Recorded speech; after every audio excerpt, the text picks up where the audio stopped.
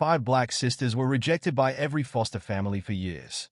When a 65-year-old white man requested to adopt them all, the oldest girl's reaction left everyone in tears. James Thompson's fork scraped against the empty plate, the sound echoing through his quiet kitchen. The other 5 chairs at his dining table sat empty, collecting dust. A half-eaten TV dinner lay before him, the gravy already cold and congealing. Outside his window, the September sun was setting, casting long shadows across his modest suburban home. He glanced at the clock, 6:43 p.m. Sarah used to have dinner ready by 6 o'clock sharp. The thought of his late wife made his chest tighten. 2 years had passed, but the silence still felt wrong. The microwave beeped, interrupting his thoughts. James stood up, his joints creaking as he walked over to retrieve his reheated coffee. Black, no sugar, the way Sarah had hated it. "You need something sweet in your life, James," she used to say. The phone rang, startling him. He picked it up, recognizing the number of the community center where he volunteered. "Hello, James? It's Linda from the center." The social worker's voice sounded strained. "I hate to ask, but could you come in tomorrow? We're short-staffed for the afternoon program." James looked at his empty calendar on the fridge. "What time?" "Around 2. The Thompson kids need help with math, and you're the only one who can get through to them." "I'll be there," he said, already reaching for his planner. Teaching math to struggling students reminded him of his years as a university professor. It gave his days purpose. "You're a lifesaver," Linda said.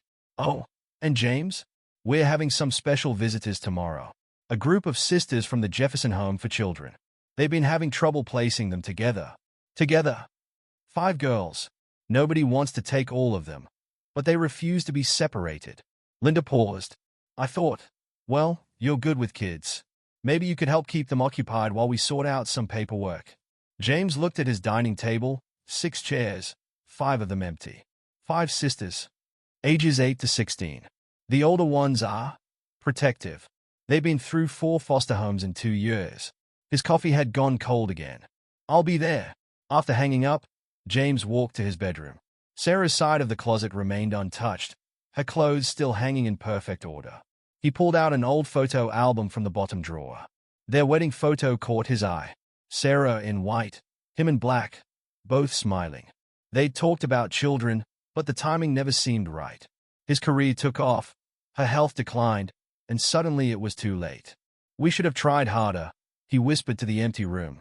Sarah had always wanted a big family. The next morning, James woke up early. He made his bed with military precision. Old habits from his teaching days died hard. Breakfast was simple: toast, eggs, coffee. The morning paper lay unopened on the counter. His phone buzzed with a text from Linda. "Girls arriving at 2:30. "Thanks again." James straightened his collar in the mirror. His white hair needed a trim, but his button-down shirt was crisp and clean. He grabbed his old leather briefcase, stuffed with worksheets and pencils. The community center was a 20-minute drive across town. The brick building had seen better days, but the inside was warm and welcoming. Children's artwork covered the walls, and the sound of laughter echoed from the classroom areas. Linda met him at the door, her gray hair escaping from a messy bun. "They're here early," she whispered. "In the library." James followed her down the hallway. Through the library window, he saw them. 5 girls, huddled around a table. The oldest sat slightly apart, her eyes constantly scanning the room. The second eldest kept one arm around the youngest, who couldn't have been more than 8. "That's Tasha, the oldest," Linda said quietly. 16. Then Maya, 14. Kia is 12, Deja 10, and little Amora is 8. James watched as Tasha noticed them through the window. Her posture stiffened immediately, and she shifted closer to her sisters. "They've been through a lot," Linda continued. "Parents died in a car crash 3 years ago. No relatives stepped up. Foster homes kept trying to split them up, easier to place them separately, they said. But they refused." Tasha made it clear. "It's all of them or none of them." Linda sighed. "Most couples want babies or toddlers. 5 teenage girls. Nobody's even considering it." James felt something stir in his chest. He thought of his empty house, the quiet dinners, Sarah's dream of a big family. "Shall we?" Linda gestured toward the door. Inside, the library smelled of old books and pencil shavings. 5 pairs of eyes turned to watch them enter. Tasha's gaze was sharp, evaluating. Maya's was quieter but just as watchful. "Girls," Linda said warmly, "this is Mr. Thompson. He's going to help you with some schoolwork today." James set his briefcase down slowly. "Hello," he said, keeping his voice gentle. "I hear some of you might need help with math." The youngest, Amora, perked up slightly. "I like math," she whispered. "Me too," James smiled. "Would you like to show me what you're working on?" Tasha's voice cut through the air. "Why are you here?" The question was direct, challenging. James met her gaze steadily. "Because I'm a teacher," he said simply. "And because sometimes math makes more sense when someone helps you figure it out." "We don't need help," Maya said quietly. But her eyes flickered to Kia's incomplete homework. "Everyone needs help sometimes," James replied. "I used to teach at the university. But you know what? I still ask for help when I need it." He opened his briefcase, pulling out some worksheets. "These are some puzzles I made up. Math games? Really? No pressure. Just for fun." Amora's eyes lit up at the sight of colorful paper. Even Deja leaned forward slightly. For the next 2 hours, James worked with them. He started with Amora, who quickly warmed up to his patient explanations. Deja and Kia gradually joined in, attracted by their sister's giggles as she solved problems. Maya watched silently. But James caught her correcting her own worksheet when she thought no one was looking. Only Tasha remained apart, her homework untouched. As the afternoon light began to fade, Linda reappeared.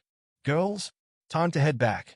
James watched as they packed up their bags with practiced efficiency. Tasha did a head count, her eyes touching each sister before she'd moved toward the door. "Thank you, Mr. Thompson," Amora said shyly, clutching her completed worksheets. "You're welcome, Amora. You did excellent work today." As they filed out, Tasha paused in the doorway. She looked back at him, her expression unreadable. "Why did you really come here today?" James considered his answer carefully. "Because an empty room isn't much use to anyone." Something flickered in her eyes. Recognition, maybe. Then she was gone, hurrying to catch up with her sisters. That night, James sat at his dining table again. 6 chairs. 5 sisters. Numbers had always made sense to him. They were clean, logical, predictable. But this wasn't about numbers anymore. He pulled out his phone and pulled up Linda's number. His finger hovered over the keypad for a long moment. "Sarah," he whispered to the empty room. "What would you say if I told you our table might not be so empty anymore?" He pressed call. Linda answered on the second ring. "James? Is everything okay?" He took a deep breath. "Linda, I need to ask you something about adoption requirements for single parents." The silence on the other end lasted 3 heartbeats. "James, are you sure about this?" He looked at the empty chairs, remembered Tasha's protective stance, Maya's quiet watchfulness, Kia's hidden smile, Deja's curious glances, and Amora's open joy at solving math problems. "No," he said honestly. "But I'd like to try." The Jefferson home for children smelled of disinfectant and old carpet. James sat in a hard plastic chair, his adoption application folder thick in his hands. Linda stood beside him, her presence reassuring as they waited outside the interview room. "Remember," she said quietly, "they'll meet with you first, then the girls separately." James nodded, his collar feeling tight despite the open button. Through the wall, he could hear muffled voices discussing his case. The door opened. A woman in a charcoal suit stepped out. "Mr. Thompson, I'm Ms. Rodriguez, head of social services. Please come in." The room was small, dominated by a conference table. 2 other social workers sat with folders opened before them. James took the empty seat, setting his own folder down carefully. "Mr. Thompson," Ms. Rodriguez began, "I'll be direct. Your application is unusual. Single parent, your age, 5 children at once. These are significant concerns." "I understand," James said, his voice steady. "Do you?" She leaned forward. "You're 65, proposing to adopt 5 girls, the youngest of whom is 8. That's at least 10 years of active parenting ahead of you." "I'm in good health. My doctor's report is in the folder. It's not just about physical health." The male social worker, Jenkins, according to his nameplate, spoke up. "These girls have experienced trauma. They need stability, consistency. They need someone who won't give up on them," James countered. "Someone who understands what it means to be alone." Ms. Rodriguez's expression softened slightly. Tell us about your wife. Sarah died 2 years ago. We were married 38 years. James paused. We couldn't have children. It was hard for her. But we built a life together. She would have loved these girls. This isn't about fulfilling your wife's wishes, Mr. Thompson. No, James agreed. It's about 5 sisters who need a home, and a home that needs 5 sisters. They questioned him for an hour. Finances, support systems, educational plans. James had answers ready: his pension, savings, the house paid off, his experience as an educator. Finally, Ms. Rodriguez closed her folder. We'll speak with the girls now. Please wait outside. In the hallway, James saw them approaching. Tasha led the group, as always. Their footsteps echoed on the linoleum floor. Mr. Thompson. Amora's face lit up, but Tasha's hand on her shoulder kept her from running forward. Hello, girls. He smiled, trying to project calm he didn't feel. They filed past him into the interview room. Before the door closed, he caught Maya's questioning glance. The wait seemed endless. James paced the hallway, counting tiles. 24 across, 48 down. Numbers didn't help today. Tasha emerged first, her face stormy. She strode past without a word. Maya followed, then Kia and Dejao. Each girl quiet but with varying degrees of confusion and hope in their eyes. Amora came last, escorted by Ms. Rodriguez. The little girl was crying. Amora! James started forward, but Tasha was already there, gathering her youngest sister close. Family meeting, Tasha announced firmly. Now! The girls huddled in the corner of the waiting room, voices low but intense. James caught fragments. He's too old, but he's nice. We can't trust. I like him. It won't last. Ms. Rodriguez touched his arm. Give them time. This is a big decision. Is it their decision? James asked. In this case? Yes. We've learned not to place them without their agreement. They'll just run away. The huddle broke apart. Tasha approached, her sisters flanking her. Her voice was steel-wrapped in silk. Why do you want us? The question hung in the air. James considered and discarded a dozen answers before settling on the truth. Because you deserve to stay together. Because I have room in my home and my heart. Because teaching you girls today was the first time in 2 years I felt truly useful. You're white, Tasha stated flatly. Yes, you don't know anything about raising black girls. No, James admitted. But I can learn. If you'll teach me. Maya spoke up, surprising everyone. What if we get sick of teaching? Then we'll find people who can help. The community center has programs. Linda knows families who can guide us. What if you get sick of us? This from Kia, voice small. James knelt down, knees protesting. That's not possible. When you're a teacher, a real teacher, you don't get sick of your students. You just keep finding new ways to help them learn and grow. You live alone? Dejao asked. Yes. My wife Sarah passed away 2 years ago. Did she want kids? Amora's question was barely a whisper. Very much. Tasha's eyes narrowed. We're not replacement children. No, James agreed. You're yourselves.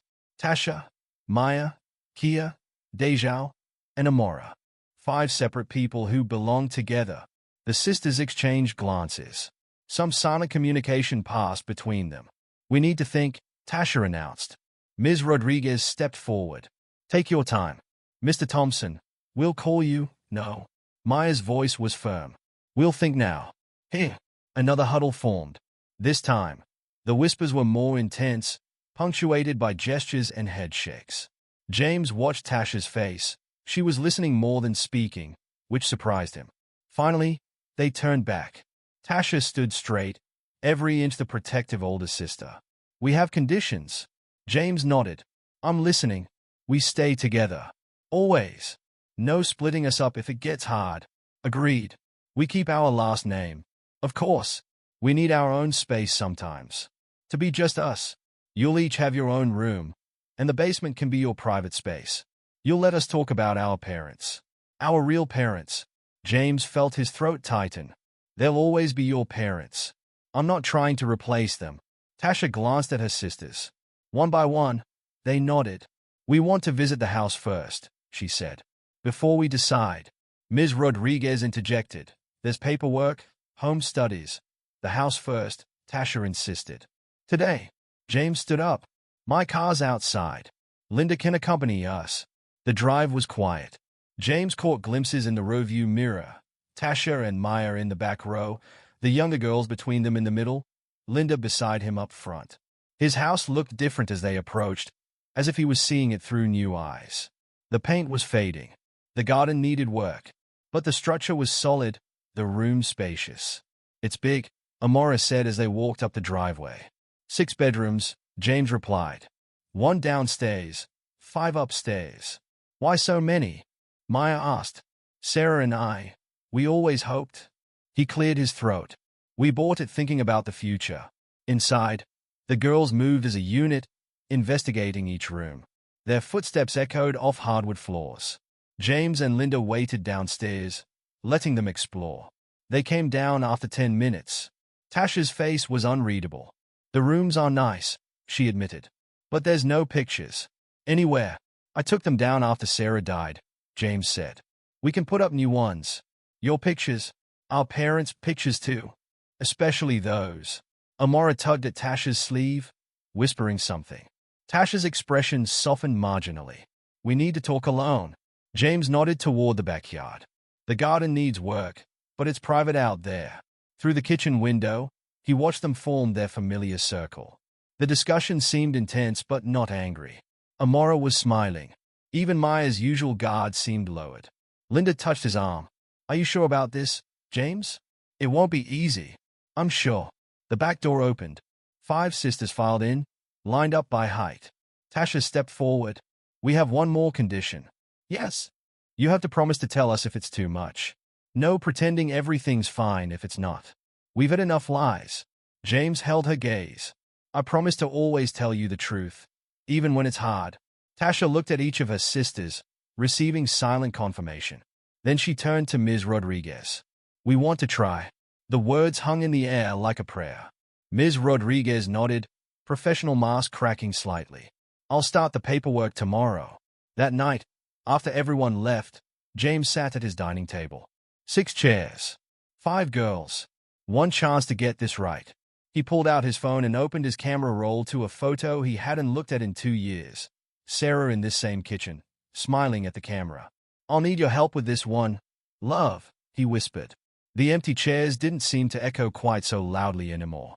Moving day arrived with the August heat and a U-Haul truck full of donated furniture.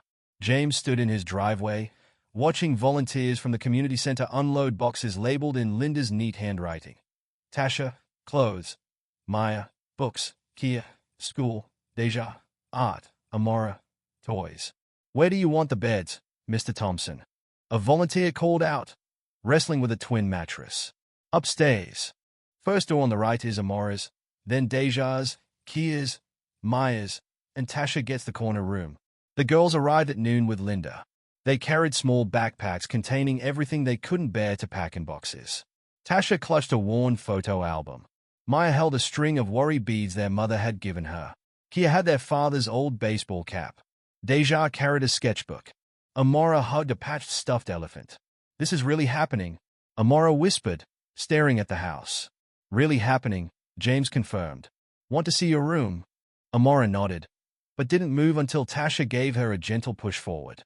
Inside, the house buzzed with activity. Volunteers assembled bed frames, arranged dresses, hung curtains. The girls stood in the foyer, seemingly overwhelmed by the chaos. "I know it's a lot," James said, "but these people are just helping set up. They'll be gone soon, and then it'll be just us." "Just us," Maya repeated, her tone making it sound like both a promise and a threat. They climbed the stairs single file, James leading the way. Each bedroom door stood open, revealing freshly painted walls and new bedding. "You can decorate however you want," James explained. "Linda said you picked out your own colors." Amora darted into her room, mint green walls with butterfly decals. "Look, a desk for homework." Deja's room was purple, with an easel in the corner. Kia chose blue, with space for her sports equipment. Maya's walls were a calm gray, bookshelves waiting to be filled. Tasha's corner room was painted deep burgundy, with a window seat overlooking the backyard. "The basement is your space," James reminded them. "For when you need sister time." Tasha nodded slightly, the first approval she'd shown. "By 4 o'clock, The volunteers had gone. Linda stayed to help with dinner, showing James how to cook the girls' favorite meals. The kitchen filled with the smell of fried chicken and mac and cheese. I wrote down all their favorites, Linda said, handing James a notebook. And allergies, Kia can't have peanuts. Thank you, James said, adding it to his growing mental list of critical information. The first family dinner was quiet. 6 plates, 6 glasses, 6 people at the table that had been empty for so long. James watched as Tasha automatically cut Amora's chicken into bite-sized pieces. How do we do this? Maya asked suddenly. Do we have rules or something? James set down his fork. We'll figure them out together. But yes, we need some basics. School nights, bedtimes, chores. We can help, Kia offered. We had chore charts at the group home. Good. What else do you think we need? Privacy, Tasha said firmly. Knocking before entering rooms, absolutely. Can we have friends over? Deja asked. Once we're settled, yes. With advance notice. What about? Maya hesitated. What about when we're mad? Or sad? Or just need to be alone? James considered this. You tell me. When you're upset, what helps? Tasha lets us be quiet, Amora said. Until we're ready to talk. Then that's what we'll do here too. Your feelings are yours. I'm here when you want to share them. The evening brought new challenges. Bathroom schedules, homework spaces, bedtime routines. James stood in the hallway, feeling overwhelmed as 5 girls tried to brush teeth and shower in 2 bathrooms. We need a schedule, Tasha declared, taking charge. Amora and Deja shower at night, everyone else in the morning. 20 minutes each. Max. I can help Amora, Maya offered, surprising everyone with her initiative. Later, after younger girls were settled, James found Tasha in the kitchen, making lunches for tomorrow. You don't have to do that, he said. It's my job now. I've always done it. I know. But you're 16. You should be focusing on school, friends, being a teenager. Tasha's hands stilled on the sandwich she was wrapping. I don't know how to not take care of them. Then we'll learn together. You can be their sister instead of their parent. She looked at him, really looked at him for the first time. What if you change your mind? About this, us. Some days we're going to be too much. We're going to fight and cry and mess up. James pulled out a chair, sat down heavily. Tasha, come sit. She did, reluctantly. I'm going to tell you something about teaching, he said. Every semester, I'd get a new class. New faces, new challenges. Some days were hard, really hard. But not once in 40 years did I ever regret being a teacher. Because even the hard days meant I was making a difference. This isn't a semester, Tasha pointed out. You can't give us back when the term ends. No, I can't. And I don't want to. You girls are my family now. Family is forever. A noise from the doorway made them turn. Maya stood there, hair wrapped in a silk scarf, looking uncertain. I can't sleep, she said. The room's too quiet. Want to help with lunches? Tasha offered. Maya nodded, sliding into a chair. I'll make hot chocolate, James said, standing up. My mother's recipe. As he heated milk on the stove, he heard the sisters talking softly behind him. Normal teenage things, school worries, clothes, music. He added marshmallows to 3 mugs, remembering how Sarah used to do the same on sleepless nights. The next challenge came at bedtime. Amora's cries echoed down the hallway. Nightmares, Tasha explained. Usually, she'd crawl in with one of her sisters. She can come sleep in my room, Tasha said, already moving. Wait, James said. Amora, would you like a nightlight? The little girl nodded, tears still streaming. I have something that might help. James went to his room, returning with a small projector. It put stars on the ceiling. Sarah used it when she couldn't sleep. He set it up in Amora's room, and soft points of light danced across the walls. Her sobs quieted as she watched the constellations move. Tell me about them, she asked. James sat on the edge of her bed, pointing out patterns. That's the Big Dipper. And there's Orion's belt. 3 stars in a row. He looked up to find Tasha in the doorway, watching. Her expression was softer than he'd ever seen it. The house settled slowly into night. James lay awake, listening to unfamiliar creaks and footsteps. 5 new heartbeats under his roof. 5 lives entrusted to his care. A floorboard squeaked outside his door. Then another. Someone checking on someone else, he guessed. The protective instinct ran deep in all of them. Morning brought new chaos. School preparations, breakfast demands, lunch boxes to find. James stood at the stove, flipping pancakes as girls rushed up and down stairs. Deja, don't forget your art project. Kia, basketball practice after school. Maya, did you sign my permission slip? Tasha, can you braid my hair? James watched Tasha's fingers move expertly through Amora's hair, creating neat rows of braids. Another skill he'd need to learn. I'll find someone to teach me, he promised. Until then, maybe you can show me? Tasha's hands paused. You want to learn? Of course. It's important. A ghost of a smile crossed her face. It's harder than it looks. Most important things are. They piled into his car. He'd need a bigger one soon, he realized. The drive to school was a symphony of last-minute homework checks and forgotten items in the drop-off lane. Each girl filed out except Tasha. She lingered, hand on the door handle. We're really staying? She asked quietly. This is home now. James met her eyes in the rearview mirror. This is home. For all of us. She nodded once, then was gone, running to catch up with her sisters. James watched until they disappeared into the building, a unit of 5 moving through the world together. At home, he walked through quiet rooms, unmade beds, dropped towels, breakfast dishes in the sink, evidence of life, of family. On the dining table, Amora had left a drawing, 6 stick figures holding hands, labeled My Family. James pinned it to the refrigerator, right where Sarah always used to put important things. Then he got to work, learning how to be a father one small task at a time. The first major incident happened 3 weeks after the girls started school. James was grading papers at his desk when the phone rang. The caller ID showed Riverside High School. Mr. Thompson? This is Principal Warner. There's been an incident involving Tasha and Maya. James's grip tightened on the phone. Are they okay? They're in my office. We need you to come in immediately. The drive to school took 12 minutes. James found Tasha and Maya sitting outside the principal's office. Maya with tears streaking her face, Tasha with a stony expression he hadn't seen since their first meeting. What happened? He asked, kneeling in front of them. Before either could answer, Principal Warner opened his door. Mr. Thompson, please come in. Girls, wait here. No, James said firmly. They come with me. Inside the office, Warner sat behind his desk, a woman James didn't recognize beside him. This is Mrs. Peterson, our guidance counselor, Warner said. There was an altercation in the cafeteria today. Altercation? James looked at his girls. Maya spoke first, voice shaking. They were talking about us. Saying things. Who was? Some girls in my class. Maya continued. They said you only adopted us for the attention. That no one would want 5 black girls unless they were trying to look good. James felt his chest tighten. Tasha's hands were clenched in her lap.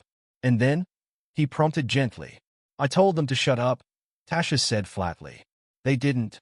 So I made them. You threw a lunch tray, Warner interjected, and threatened physical violence. They were hurting my sister. Violence is never the answer, Tasha, Mrs. Peterson said softly. We have procedures for reporting bullying. Procedures? Tasha laughed bitterly. Like the ones that helped when they wrote charity case on Maya's locker last week. James's head snapped up. What? We didn't want to bother you, Maya whispered. This is the first we're hearing about the locker incident, Warner said, looking uncomfortable. Because nobody does anything. Tasha stood up, trembling. They whisper when we walk by. Teachers ask if we're really sisters. Kids want to know if we're poor, if our parents were criminals, if James is some kind of white savior. Sit down, Tasha, Warner ordered. No. James stood too. She's right to be angry. Where were these procedures when my daughters were being harassed? Why am I just hearing about this now? Mr. Thompson, I understand you're upset. No, I don't think you do. James's voice was quiet but firm. These girls have faced enough rejection and prejudice. I expected better from their school. Mrs. Peterson cleared her throat. Perhaps we should discuss a plan moving forward. Yes, let's. James turned to his daughters. Girls, wait outside for a moment. I need to speak with Principal Warner. Once they were gone, James leaned forward on Warner's desk. Here's what's going to happen. You're going to investigate every incident of harassment my daughters have faced. You're going to implement actual anti-bullying measures, not just procedures on paper. And you're going to ensure your staff receives proper training on handling diverse families. Mr. Thompson, I'm not finished. Tasha was wrong to throw that tray. She'll accept whatever reasonable punishment you assign. But if I hear about one more incident of bullying being ignored, I'll take this to the school board. Warner's face flushed. Are you threatening me? I'm promising you. I fought for these girls. I'll keep fighting. 20 minutes later, they left the office. Tasha had 3 days of detention. The students who had harassed Maya would be disciplined. Warner promised a full investigation. In the car, silence stretched between them. Finally, Maya spoke. Are you mad at us? No, James said. I'm mad at myself for not noticing something was wrong. We're used to handling things ourselves, Tasha muttered. Not anymore. James pulled into their driveway. Family meeting. Now. Inside, they sat at the dining table. James made hot chocolate. It had become their tradition for serious conversations. Tell me everything, he said. No more hiding problems to protect me. The stories spilled out. Whispered comments in hallways. Questions about their real family. Teachers who seemed uncomfortable when all 5 sisters sat together at lunch. Why didn't you tell me? James asked softly. Tasha stared into her mug. We didn't want you to regret taking us. Regret? The word hit him like a physical blow. Girls, look at me. Both of you. They did. Reluctantly. There is nothing you could do that would make me regret choosing you as my daughters. But you have to let me be your father. That means sharing the hard stuff too. Maya's lip trembled. We thought, maybe they were right. About why you adopted us. Maya Thompson. James's voice cracked.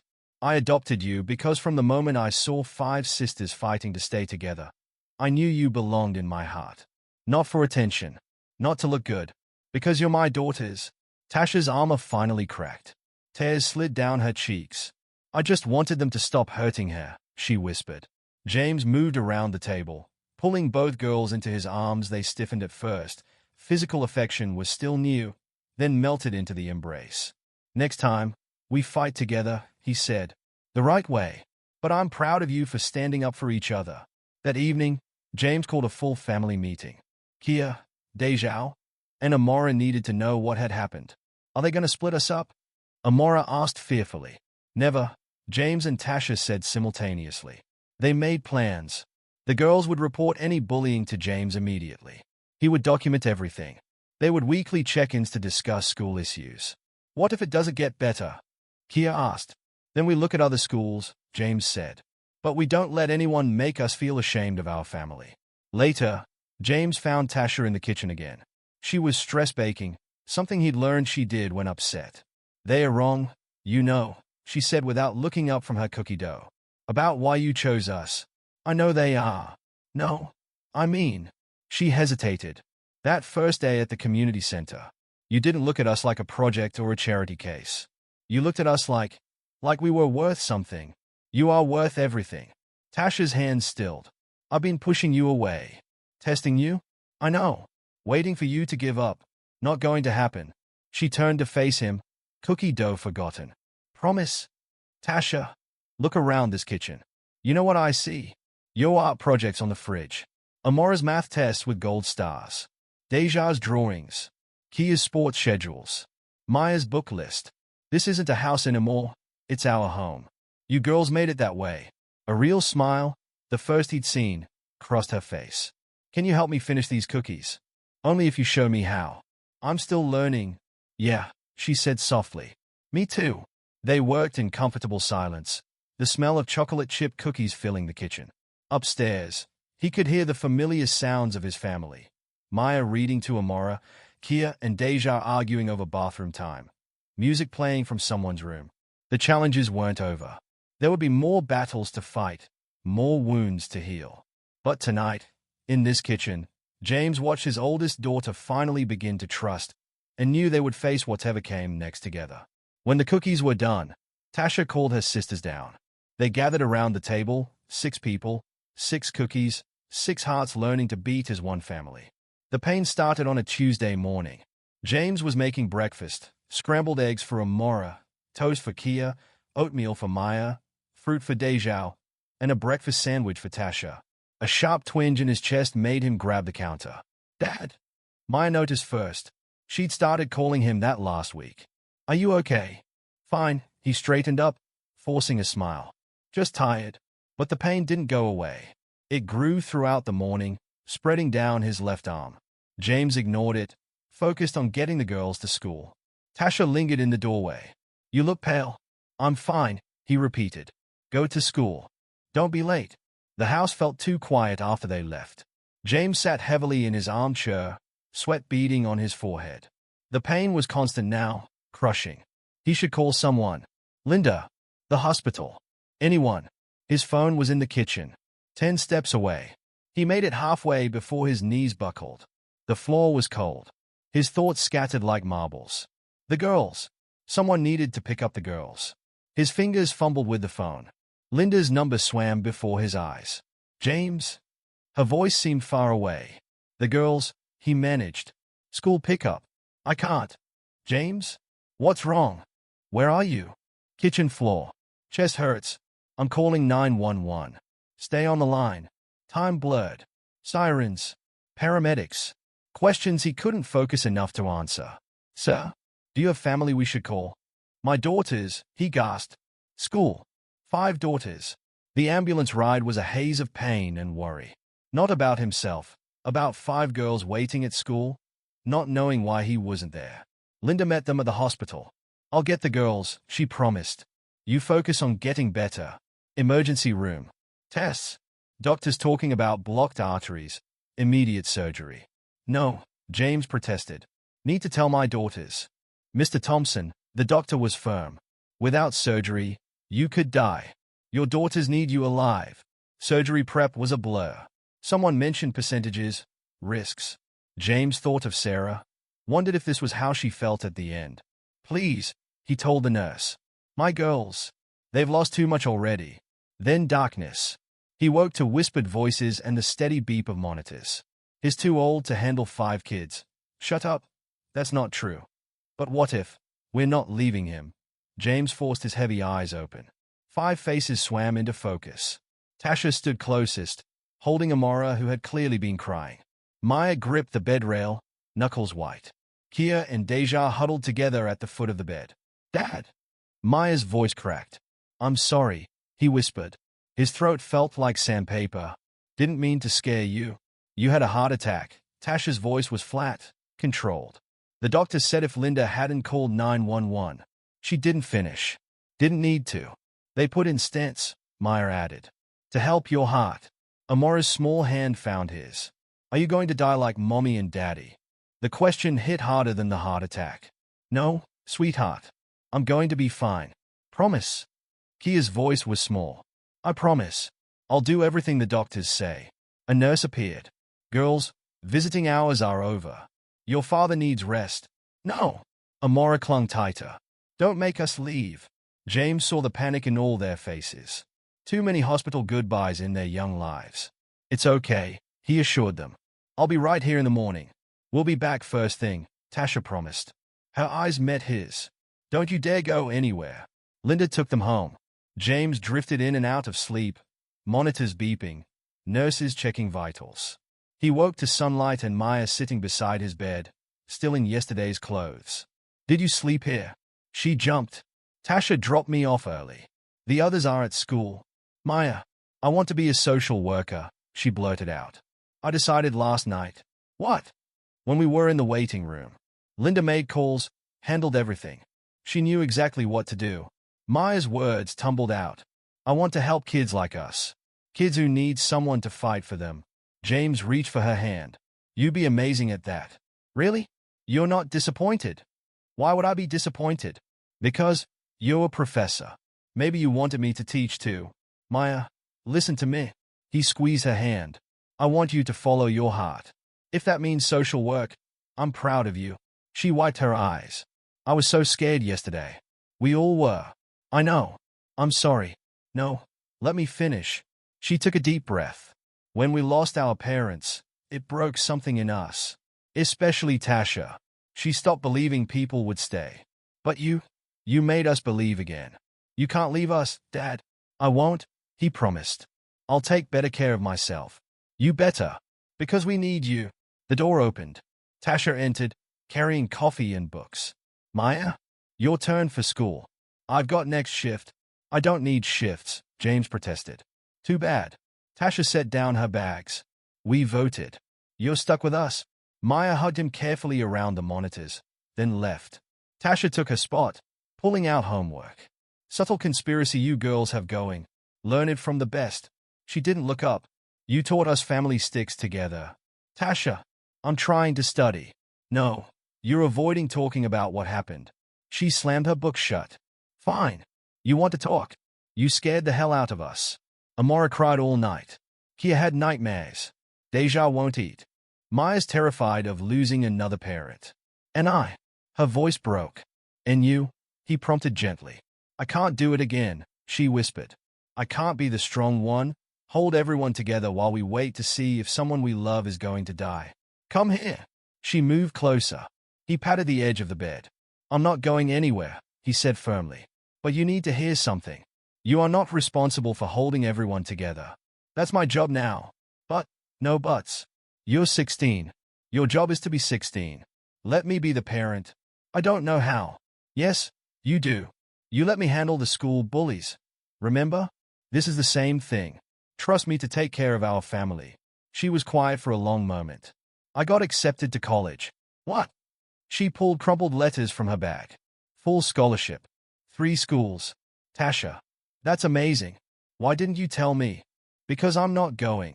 Like hell you're not. Dad. Sorry. But absolutely not. You're going to college. I can't leave them. Especially not now. Yes, you can. Because I'll be here. Maya will be studying social work. Kia has sports. Deja has art.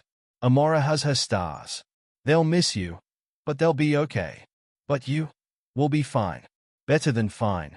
Because I'll be watching my brilliant daughter chase her dreams. Tears spilled down her cheeks. I'm scared. I know. Being brave doesn't mean not being scared. It means doing the right thing anyway. The door opened again. Linda entered with the rest of the girls. Sorry, she said. They couldn't wait. Amora climbed carefully onto the bed. Kia and Deja pulled chairs close. Maya took Tasha's hand. Family meeting, James announced. Tasha has news. She shot him a look, but straightened her shoulders. I got into college. The room erupted. Really? Where? That's amazing. Will you live in a dorm? Can I visit? Tasha blinked at their excitement. You want me to go? Duh, Kia said. You're the smartest person I know. But who will? Tasha looked at her sisters. We'll be fine, Maya said firmly. Dad taught us that.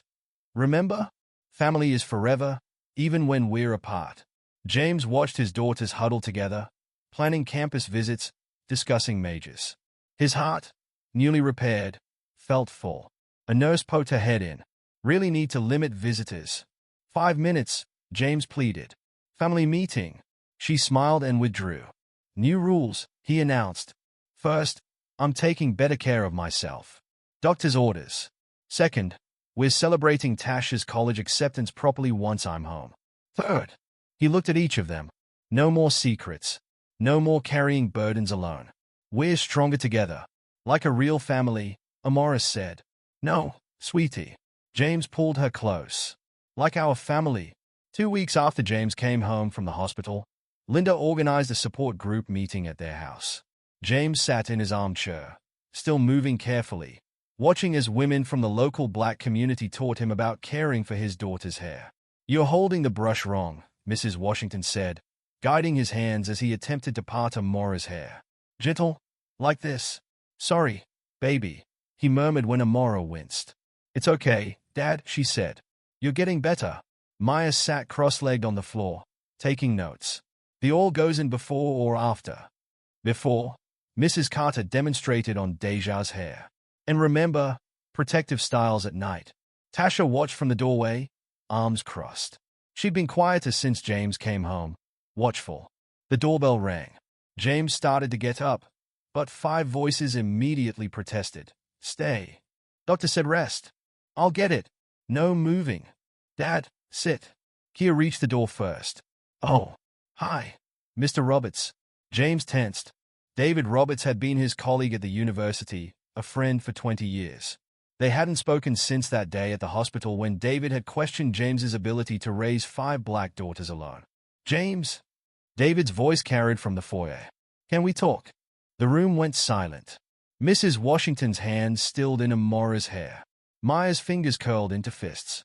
Girls, James said quietly. Would you give us a minute? No one moved. It's okay, he assured them. Mrs. Washington, maybe you could show the girls those braiding techniques in the kitchen. The women expertly herded his daughters out, though Tasha had to be practically pushed by Mrs. Carter. Their voices faded toward the kitchen, leaving James and David alone. You look better, David said, hovering awkwardly. Getting there? James, about what I said at the hospital. You mean when you suggested I was too old and too white to be a proper father to my daughters? David winced. I was worried about you.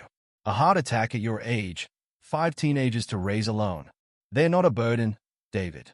They're my family, but the cultural differences, the challenges, are things we're handling together. James gestured to the hair products spread across the coffee table.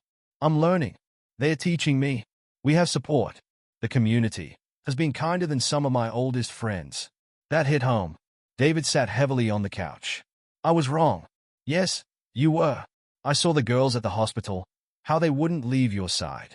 Maya sleeping in that uncomfortable chair. Tasha organizing schedules. Even little Amora, bringing you water, checking your monitors. They're amazing daughters. They love you, and I love them. A crash from the kitchen made them both jump. Laughter and apologies floated through the walls. I miss our weekly chess games, David said quietly. Sundays at 2, James replied. The girls have activities until 4. You're welcome to come by. Meet them properly this time. I'd like that. More laughter from the kitchen. James smiled. Better go check on them before they destroy my kitchen. Need help up? I got it. James rose carefully, leading the way. The kitchen was chaos. Flour dusted every surface. Mrs. Washington was teaching the girls to make cornbread. Your grandmother's recipe, she told them. You should know it. Tasha spotted them first. Her eyes narrowed at David. Girls, James said, Mr. Roberts would like to apologize. David cleared his throat. I was wrong about your family. I'm sorry. Amora, face streaked with flour, spoke first. Do you know how to play chess? Dad says you're good. I do. Would you like to learn? Yes. Dad's teaching us, but he says we need more practice. Amora, Tasha warned. It's okay, James said. Mr. Roberts is coming for chess on Sunday. If that's all right with everyone. 5 sets of eyes studied David. Finally, Maya shrugged. As long as he brings cookies. Maya, Mrs. Carter scolded, but David laughed. I make excellent oatmeal raisin. Chocolate chip, he accounted. Or no deal. Deal. The tension broke.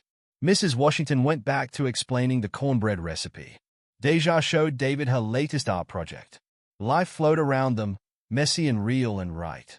Later, after their guests left, James found Tasha in the study, looking at college brochures.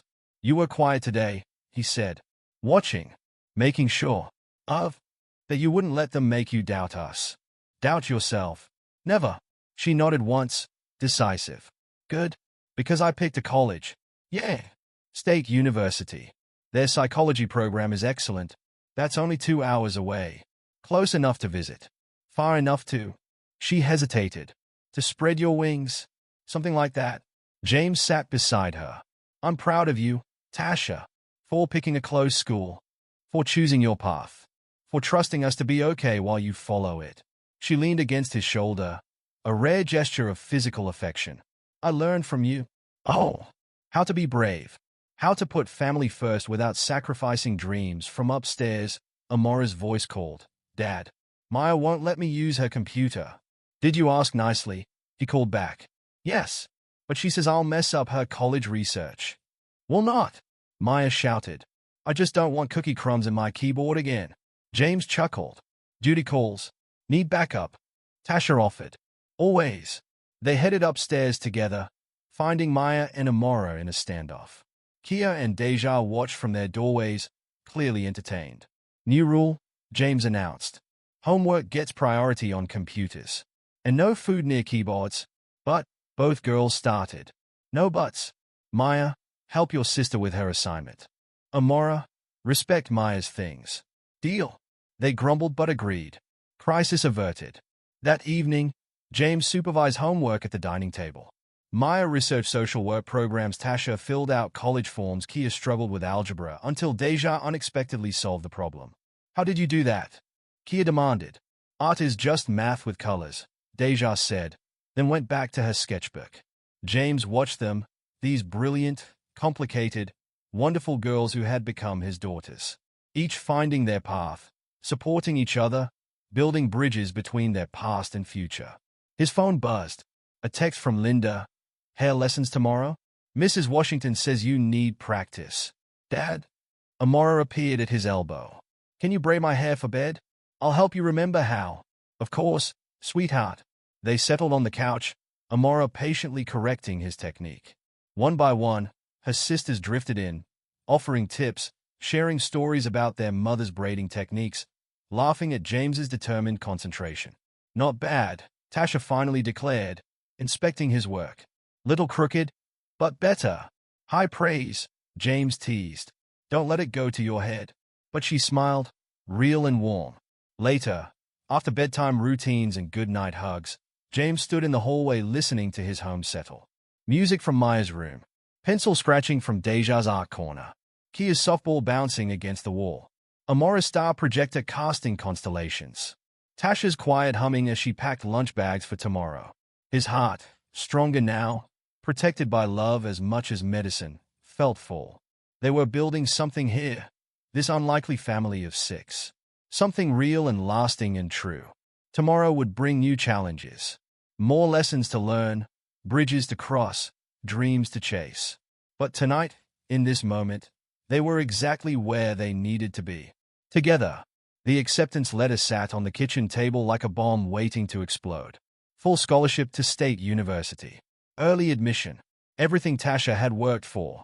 James found her staring at it at 3 in the morning, a cold cup of tea in her hands. Can't sleep? He asked, shuffling to the coffee maker. What if it's a mistake? The scholarship? All of it. She pushed the letter away. College. Leaving. Maybe I should take a gap year. James poured coffee, then sat across from her. Talk to me? Who's going to help Maya with her social work applications? Or check Kia's math homework? Or make sure Deja remembers her art classes? Or read to Amora when she has nightmares? Their father will. Tasha's hands tightened around her mug. You still get tired easily. The doctors say I'm healing fine. Stop deflecting. I'm not, Tasha. James reached across the table, covered her hands with his. You're allowed to be scared. I'm not scared. No. Her lower lip trembled. Okay. Maybe a little. Good. Means you're human. What if they need me? They do need you. As their sister. Not as their second mother. Movement on the stairs made them both look up. Maya stood in the doorway, hair wrapped in a silk scarf, eyes sleepy. Why is everyone awake? She yawned. Tasha's having a crisis about college, James said. Dad. Maya dropped into a chair. Again? We talked about this. We did. James asked. Last week. And the week before. And basically every day since she got accepted. Tasha flushed. I just want to make sure that we'll be okay, Maya finished. We will. I've got my program lined up. Kia's grades are better than ever. Deja won that art competition. And Amora. She smiled. Amora has more stars meme-wise than anyone in her class. But nothing. Maya's voice was firm. You taught us to be strong. Tasha. Let us show you we learned. Morning came too quickly. James made breakfast while his daughters got ready for school. Last day before summer break. Last day before everything changed. Dad. Amora called from upstairs. I can't find my blue shirt.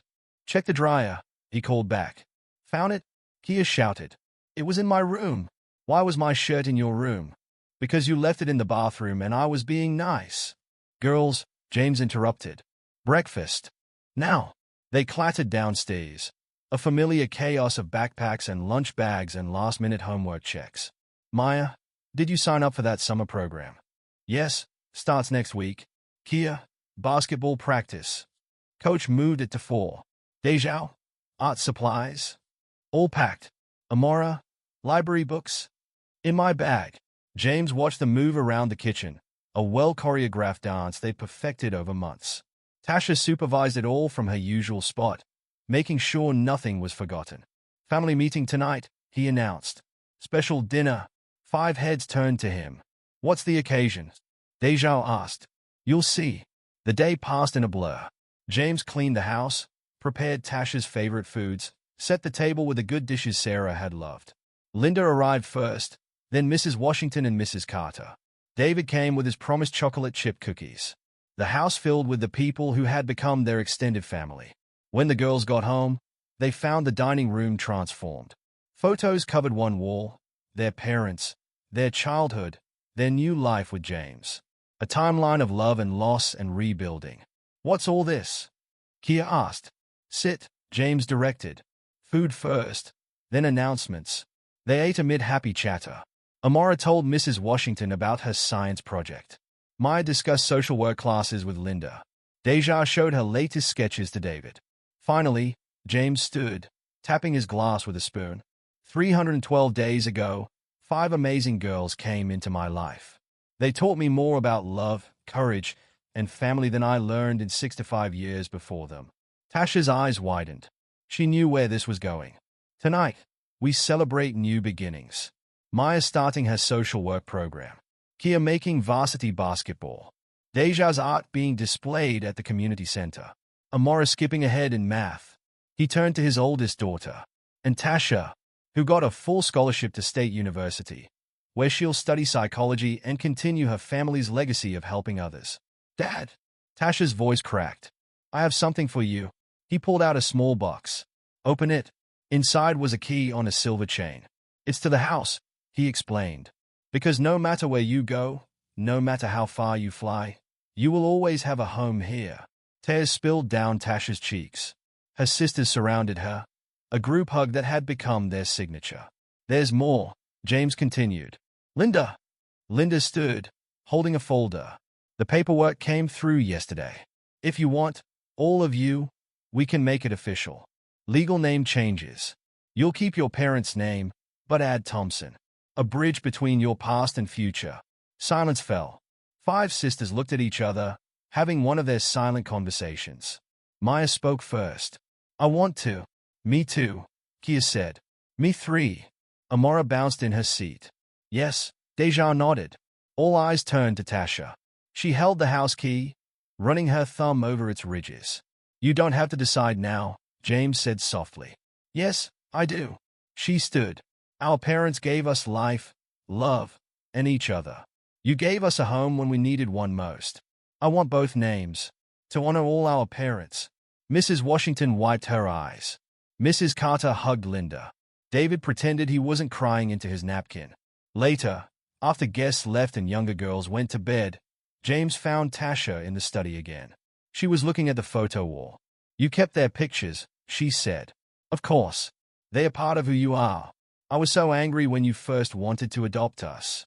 Thought you were trying to replace them. I know. But you weren't. You just made room for more love." James sat beside her. "That's what family does. I'm still scared about college." "Good. Use that fear. Let it remind you that you have people who love you, a home to come back to." She fingered the key around her neck. "Promise you'll take care of them. Promise you'll take care of yourself. Deal." Upstairs, a thump followed by whispered giggles. $10 says Amora snuck into Maya's room again. Tasha smiled. "Should we go check?" "Nah. Let them have their sister time. There won't be as many chances soon." Another thump. More giggles. The familiar sounds of their home. "You know what I realized?" Tasha said suddenly. "What's that?" "When I come home from college, I'll have to learn to sleep without all this noise." James laughed. "I'm sure your sisters will be happy to come visit and keep you up all night." "Promise." Wild horses couldn't stop them. He squeezed her shoulder. "Ome." She leaned into him, no longer the guarded girl from that first day. "Thank you," she whispered. "For what?" "For making room in your heart for 5 lost girls. For giving us time to trust you. For loving us enough to let us grow." Upstairs, Maya's voice. "Amora, go to bed." "But I'm not tired." "Kia, help." "On it." "Deja, stop laughing and grab her." James and Tasha shared a look, then headed upstairs to restore order. One last summer of midnight talks and sister squabbles and family chaos. One last chance to be together before letting go. Move-in day arrived with the August heat. James's minivan, bought specifically for this moment, sat packed to the roof with Tasha's belongings. 5 girls stood in the driveway, none of them quite ready to start the goodbyes. "We should get going," James said gently. "Beat the traffic." Amora burst into tears, launching herself at Tasha. "Don't go." "Hey, Starshine." Tasha knelt, hugging her youngest sister tight. "Remember what we practiced? Count the days until fall break." 4 to 2. Amora sniffled. "Too many. Each one brings me closer to coming home." Kia stepped forward, trying to look tough despite her red eyes. "I'll keep practicing basketball. Beat you next time. In your dreams, little sister." Tasha hugged her too. Deja handed over a sketchbook. "For your dorm room. So you don't forget what we look like." "As if I could." Tasha flipped through the pages, portraits of each family member, detailed and loving. Maya stood slightly apart, arms crossed. When Tasha reached for her, she shook her head. "I'll cry if you hug me." "Too bad." Tasha pulled her close. "Take care of them. Always." Linda arrived, camera in hand. "Family photo before you go." They arranged themselves by height, a habit now. James in the middle, daughters flanking him. Click. A moment frozen in time. "Okay," Tasha breathed. "Let's do this." The drive to State University took 2 hours. Amara fell asleep on Maya's shoulder. Kia and Deja played road games. James kept glancing in the rearview mirror, memorizing his daughters' faces. Campus was chaos. Hundreds of families unloading cars, new students clutching maps, parents trying not to cry. Thompson, a resident advisor, checked her list. 4th floor, room 412. "You've got early check-in for scholarship students." They formed a chain, passing boxes and bags. James noticed his daughter's protective formation. Maya and Kia flanking Tasha, Deja guiding Amora through crowds. Room 412 was small but bright. 2 beds, 2 desks, 2 closets. Tasha's roommate hadn't arrived yet. "Left side or right?" James asked. "Left." Tasha set down a box. "Better view." They worked silently, unpacking. James hung curtains while Maya organized the closet. Kia and Deja arranged books. Amora made the bed, carefully placing Tasha's old stuffed elephant on the pillow. "Keep him," Tasha said. "But he helps you sleep." "I got my key." She touched the silver chain. "Your turn to guard Mr. Elephant." A knock at the door. The resident advisor again. "Orientation starts in an hour. Parents and families should wrap up." Reality crashed in. "Time to go." Amora started crying again. Kia's tough facade cracked. Deja clutched a sketchbook. Maya's hands trembled. "Girls," James said quietly, "give me a moment with your sister." They filed out, reluctant. Through the door, he heard Maya organizing goodbye hugs, taking charge as the new oldest at home. "Dad?" Tasha's voice was small. He turned. His first daughter, his brave girl who challenged him and tested him and finally trusted him, stood in her new room looking terrified. "Come here." She fell into his arms like she was 8 instead of 18. "I'm scared." "I know. What if I can't do this?" "You can. You will." He held her tight. "And if it gets hard, you call. Anytime, day or night. Promise you'll answer." "Wild horses. Remember?" She laughed through tears. "I have something for you." He pulled out a wrap package. Inside was a photo album. Not the old one with her birth parents. She'd packed that safely away. This one was new, filled with pictures from the past year. Christmas morning, basketball games, dance recitals, family dinners, 6 people becoming whole. "Dad, there's space in the back," he said. "4 new memories." She hugged him again, fierce and quick. "Time for orientation," she whispered. "Time to fly." They joined the others in the hallway. More hugs, more tears, more promises to call and text and video chat. 4 to 2 days, Amora reminded everyone. "I'll be home before you know it." James herded his remaining daughters toward the elevator. Maya had to practically carry Amora, who kept looking back. In the parking lot, Tasha stood on the steps of her new home, waving until they couldn't see her anymore. The drive home was quiet, empty. James kept glancing at the rearview mirror, the space where Tasha should be. Maya's voice broke the silence. She'll be okay, right? She'll be amazing. At home, the house felt too big, too quiet. They gathered in the kitchen, no one quite ready to face Tasha's empty room. Family meeting, Kia suggested. Good idea. James started making hot chocolate, their tradition for hard days. They sat at the table, one chair conspicuously empty. I miss her already, Amora said. Me too, Starshine. James passed out mugs. But you know what? Missing someone just means we have more love than distance can hold. Maya's phone buzzed. A text from Tasha, roommate arrived. She has a cat poster. Help. They laughed, tension breaking. Text back that Mr. Elephant would hate that, Kia suggested. Maya typed rapidly, grinning. The phone buzzed again. First floor meeting in 10. Scared. Tell her we love her, James said. Tell her I'm counting. Amora added. Tell her I'll send more drawings. Deja chimed in. Maya sent their messages, then looked up. She says. Her voice caught. She says she misses us, but she's ready. She's going to make us proud. She already does, James said softly. That evening, they started new routines. Maya helped Amora with homework, Tasha's job before. Kia set the table, another of Tasha's tasks. Deja made lunch bags for tomorrow. James watched them adapt, step by step. His daughters, learning to fly while keeping their roots strong. At bedtime, he found Amora in Tasha's room, curled up with Mr. Elephant. Want to sleep in your own bed tonight? She shook her head. Can I stay here? Just for a little while? Scoot over. He sat beside her, and soon other footsteps followed. Maya appeared with her pillow. Kia brought blankets. Deja carried her sketchbook. They piled onto Tasha's bed, a family holding each other through change. Tell us a story, Amora yawned. Which one? The one about how we became a family? James smiled. Well, it started with an empty table and 6 chairs. His phone buzzed. A message from Tasha. Orientation done. Scary but good. Made a friend. She has 3 sisters too. Love you all? Maya read it aloud, then sent back. Love you more. We're all in your room having story time. The reply came quickly. Save my spot. James looked at his daughters. 4 here. 1 starting her journey. All of them connected by love stronger than distance. Always, he whispered. They fell asleep together, safe in the knowledge that family stretched beyond walls and miles, held together by memories and promises and unbreakable bonds. In the morning, they would start their new normal. Maya would begin her social work program. Kia would have basketball practice. Deja would work on her art. Amora would count down the days. And James would watch them grow. These incredible girls who had taught him that love multiplies when you share it. That family is built choice by choice, day by day. 41 days until fall break. But who was counting? 1 year later, James stood in his kitchen, surrounded by the organized chaos of a family celebration.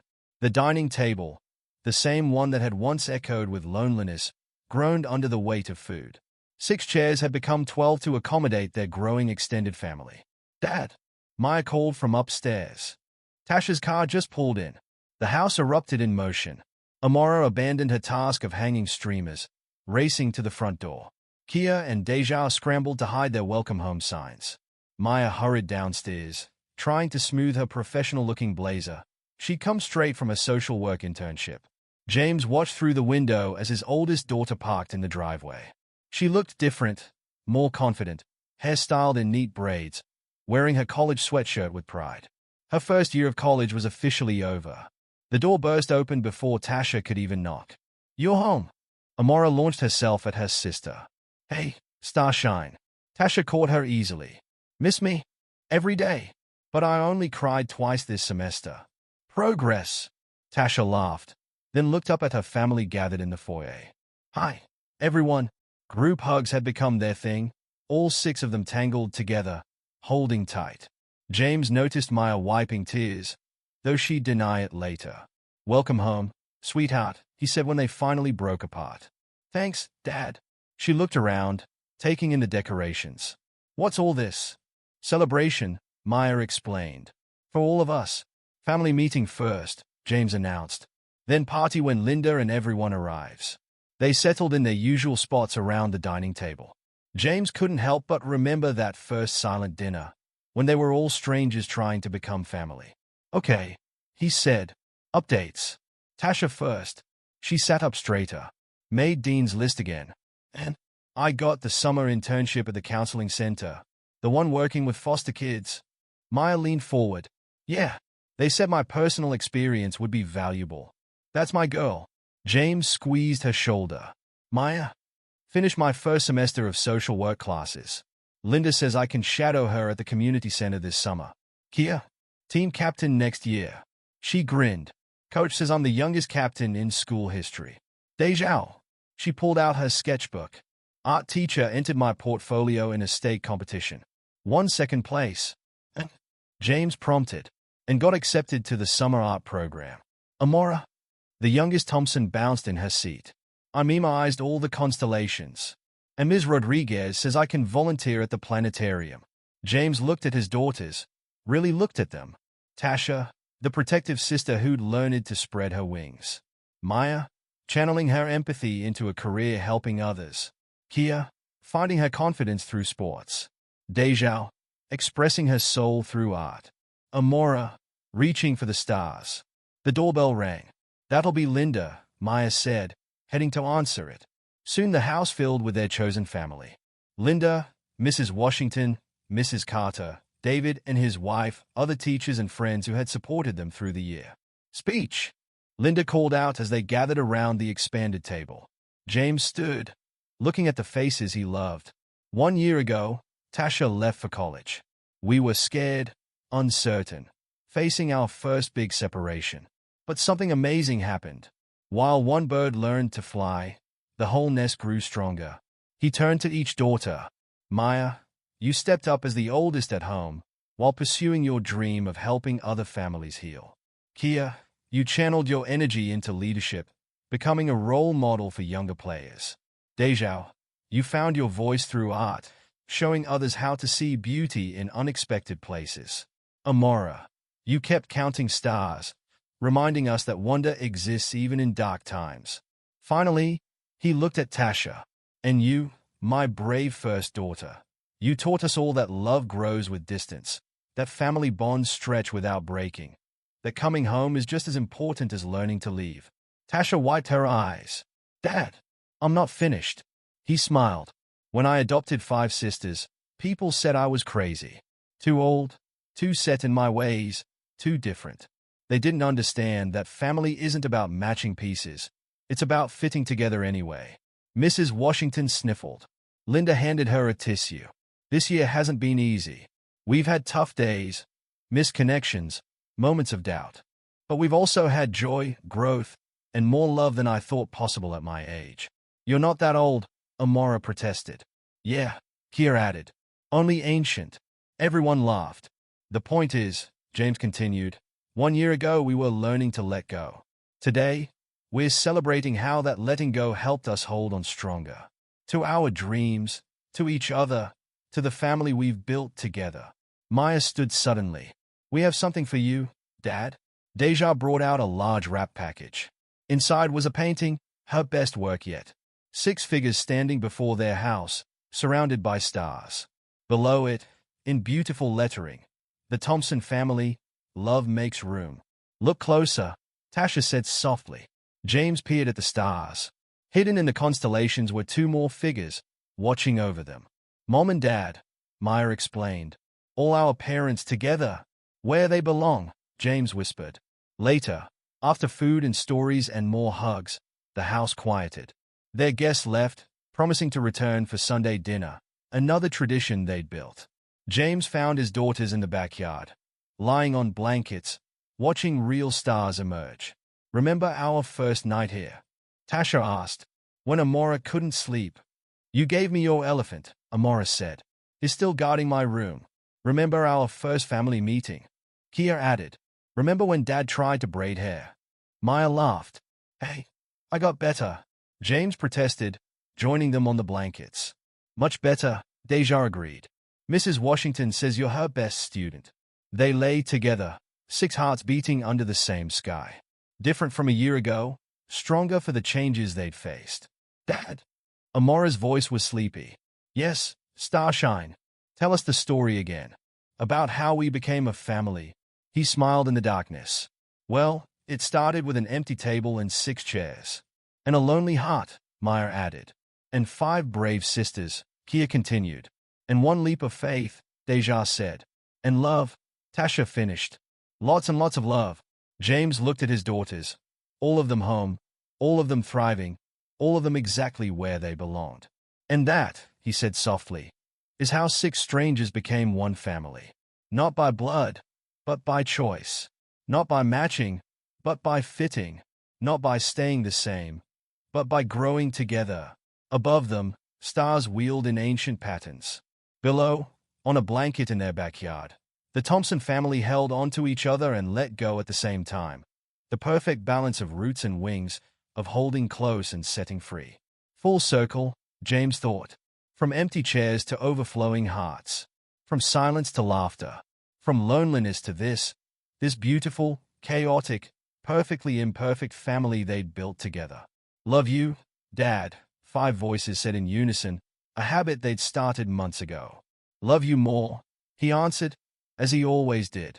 And in that moment, under the stars his youngest daughter could name, surrounded by the family he'd chosen and who had chosen him back, James Thompson knew that sometimes the biggest leaps of faith landed exactly where they were meant to. 1 empty table, 6 chairs, 5 sisters, 1 father, infinite love. That was their story. That was their truth. That was their family. And it was perfect.